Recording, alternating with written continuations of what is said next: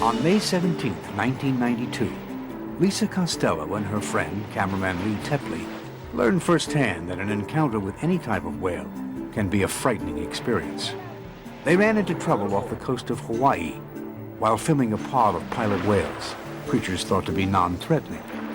It was on a Sunday, and it happened to be Mother's Day. And it was this really beautiful day.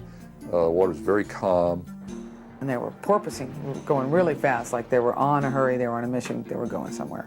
I shut the engines down, put them in neutral, and they turned around and came back to the boat. Let's go slow. Little did they realize that within minutes, Lisa would be the victim of a terrifying encounter. Ooh, they're very playful right now. They're hanging around it. Ordinarily, pilot whales aren't that much interested in people, and I thought they would probably swim away. I got in first, and Lee got in, and a large male came up to me and stopped, which is very unusual because normally they're aloof. I just kind of coasted towards him, and he still wasn't moving. It was obvious that there was kind of an interaction going on. The whale was looking at Lisa, and Lisa was looking at the whale. So then I started petting him and massaging him.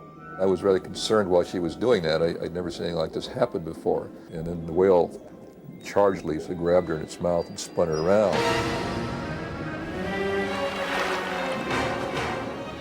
I didn't know what was going on. I was like really confused. That was pretty frightening.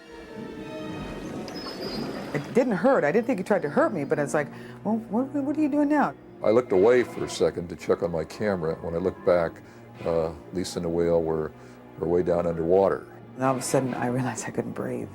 And I looked up and I realized how deep I was, and I said, well, it's over. There's no way I'm going to survive this. Even if I let go at this point, I wasn't going to survive.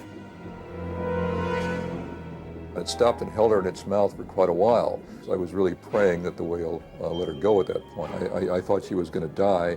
I kept looking at him. I never forget his eyes as long as I live. I kept looking in his eyes, and I remember taking my finger and running them around his teeth, but they weren't tight. So I really looked at him and I said, I'm going to die. And I just gave him this look.